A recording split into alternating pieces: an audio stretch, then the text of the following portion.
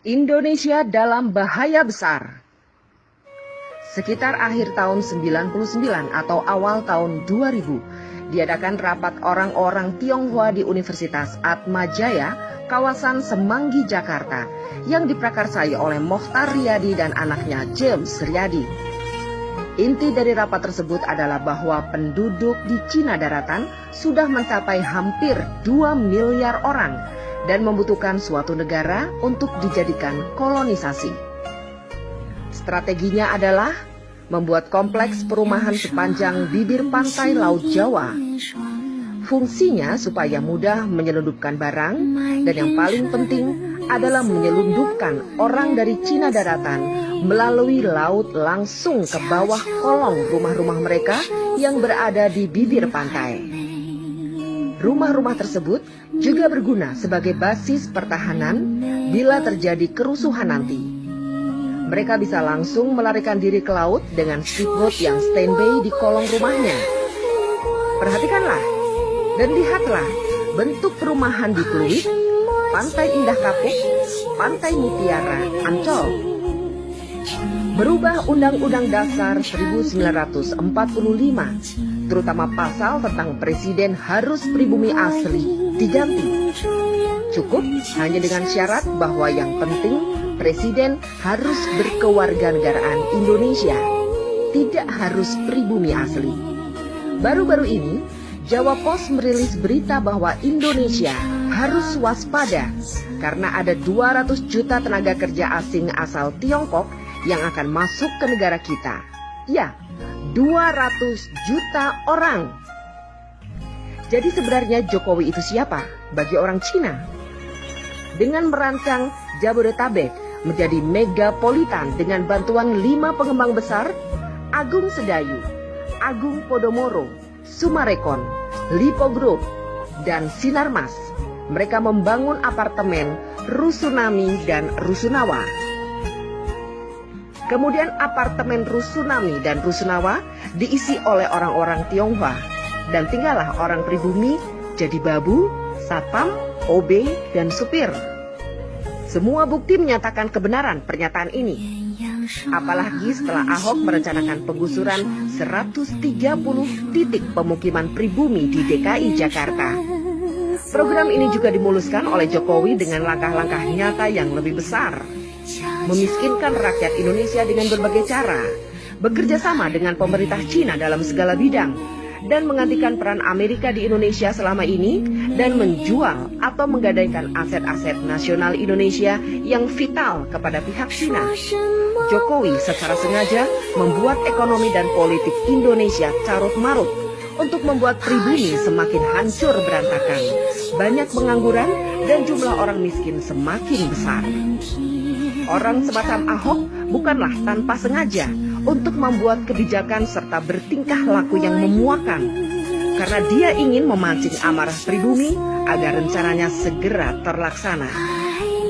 Sekarang terserah bangsa ini melawan atau membiarkan angkara murka merajalela. Ningjing melaporkan dari Beijing.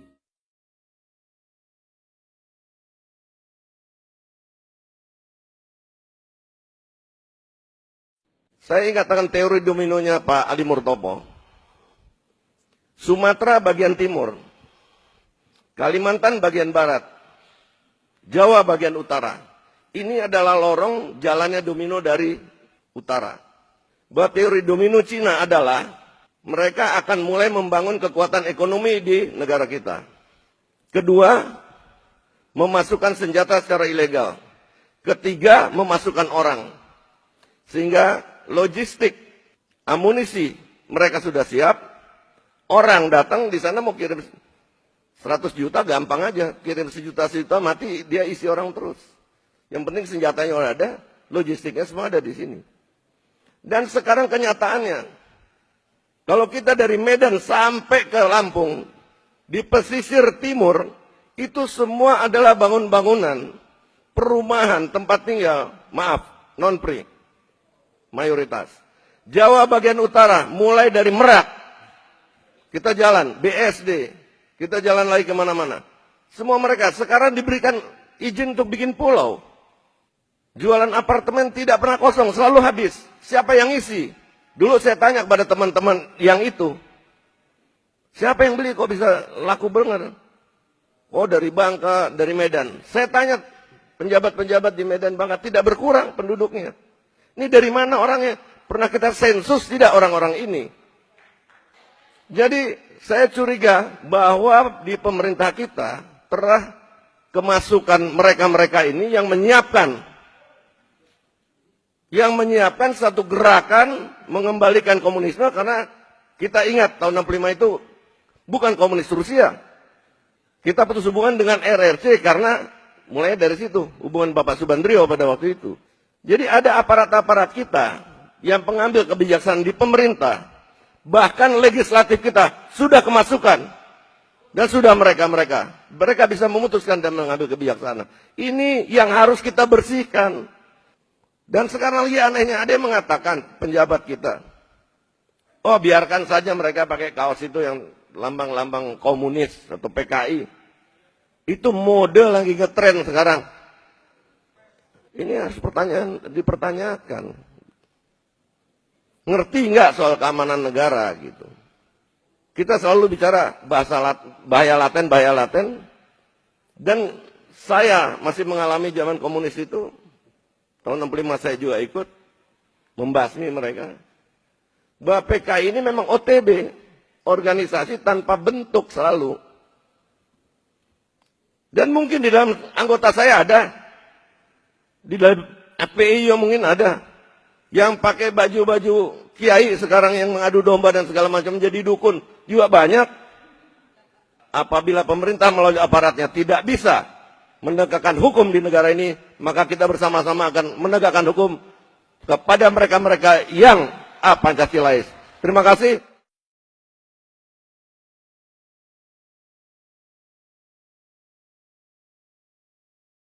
Ide dan sebagainya.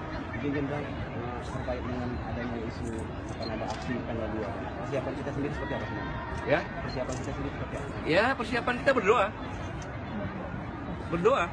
Siapapun yang akan mengacau bangsa ini tidak bisa kalau kita berdoa.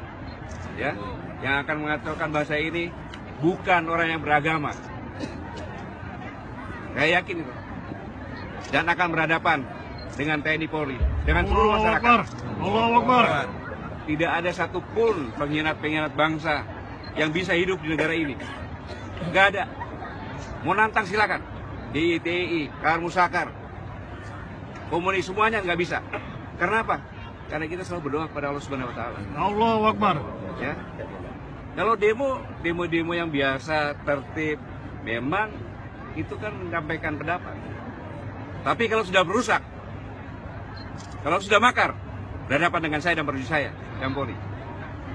Prajurit saya juga siap berjihad, mempertahankan negara kesatuan Republik Indonesia berdasarkan Pancasila bersama-sama seluruh komponen masyarakat. Allahu Akbar. Kita berjihad bersama-sama mempertahankan negara. Allahu Akbar. Jangan ada yang takutin. Ya, Allah Subhanahu Wa Taala bersama-sama kita. Allahu Terima kasih. Akbar.